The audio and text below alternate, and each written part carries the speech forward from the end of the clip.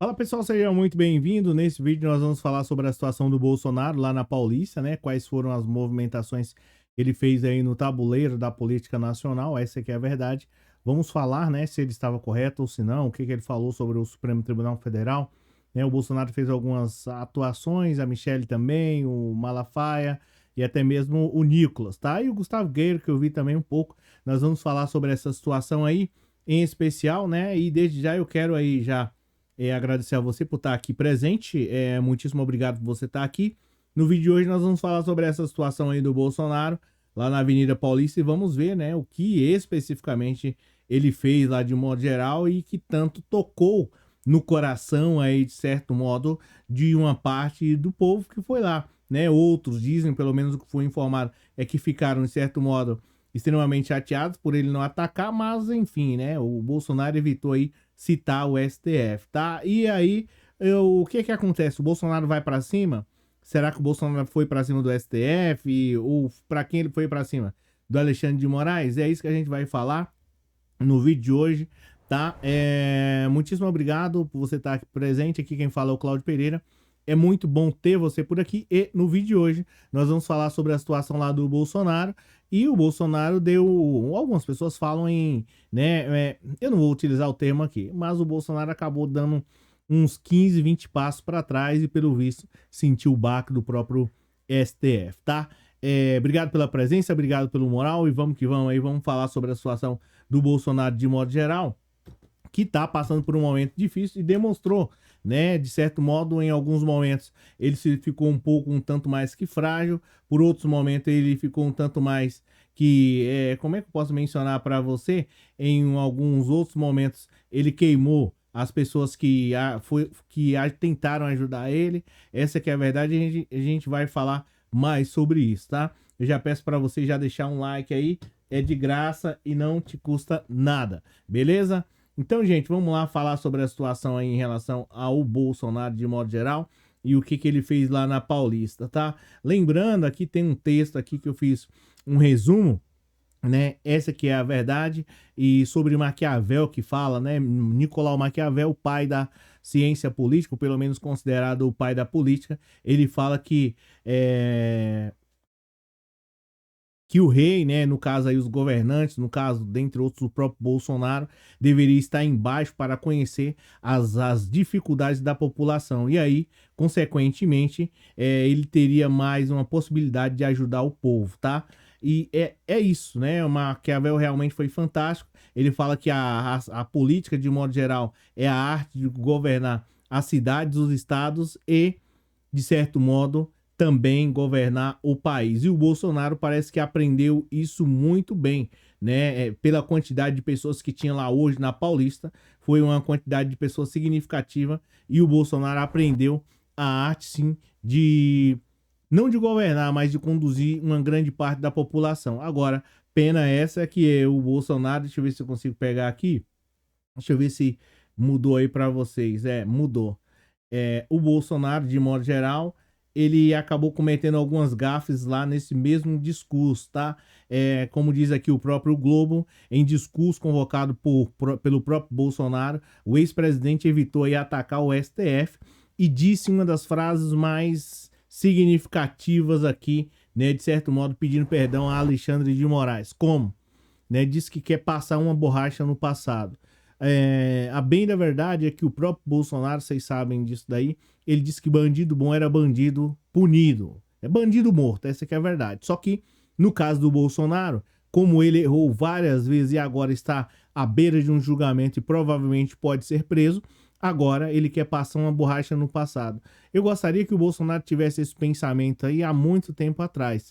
Não só o Bolsonaro, mas companhia limitada. Como ele sabe que ele vai ser enjaulado, aí agora ele começou o discurso lá na Avenida Paulista dessa maneira. Pensei que ele ia pular fora, mas teve a coragem de ir, só que, de certo modo, arregou, como diz o pessoal, para o ministro Alexandre de Moraes. Quando você tem uma convicção, quando você acredita naquilo que você fala aí para Deus e o mundo, né? Não tem essa de chegar a ser, né, de certo modo, intimado pela justiça e mudar de uma hora para outra. O Bolsonaro começou o discurso lá na Paulista desse jeito, tá? Dizendo que quer passar uma borracha no passado. Agora, é engraçado e interessante aqui que quer passar uma borracha no passado só no caso dele, né? Porque no caso dos menos favorecidos, da Maria ou do Joãozinho, da Maria Joaquina, né? Que foi pega lá com 10 reais, gastando, né? Gastando não. Foi pega lá com 10 reais de pão no mercado e mais um leite. Essa tem que ser condenada para a vida toda. Mas para o Bolsonaro, ele adotou uma medida diferente. É uma verdadeira lástima. Então o Bolsonaro já começou desse jeito, pedindo perdão aí ao Alexandre de Moraes. E aí ele foi além, né? Disse o seguinte, que golpe é ter tanque na rua. Bem, se golpe é ter tanque na rua, Bolsonaro, você já pode, de certo modo, ser enjaulado. Essa que é a verdade, porque no 7 de setembro, eu acho que no 7 de setembro, um troço assim, enfim, começou a ameaçar com tanques lá em Brasília, né? O pessoal foi até motivo de piada por conta das fumaças lá do tanque. Enfim, e o Bolsonaro começou o discurso dessa maneira. Vamos, de certo modo, né, passar uma borracha no passado e, consequentemente, né, eu preciso ser perdoado, né? Ou seja, já com medo da justiça brasileira, tá? E já começou também, de certo modo, justificando como? Ah, então, é o seguinte, o golpe é ter tanque na rua, mas pela fala do Bolsonaro, parece que tá com medo. Por quê? Eu já expliquei isso daqui. Para que se haja um crime, existe um caminho dele, né? Cogitação, já expliquei isso daqui para você, é quando o cara tá, de certo modo, só pensando, né? A preparação é quando o cara tá ali colocando, de certo modo, os elementos, né? Conversando com um, conversando com outro, né? Chamando para dar golpe, né? O cara lá da Marinha, de certo modo, do Exército, enfim. Ou seja, o Bolsonaro começou todos os atos preparatórios. A diferença é que, né, chegou até na execução, mas não houve um resultado. Inerente à vontade do Bolsonaro? Não, inerente à vontade dele. Então, o Bolsonaro acaba que duas vezes já pulando para trás, tá?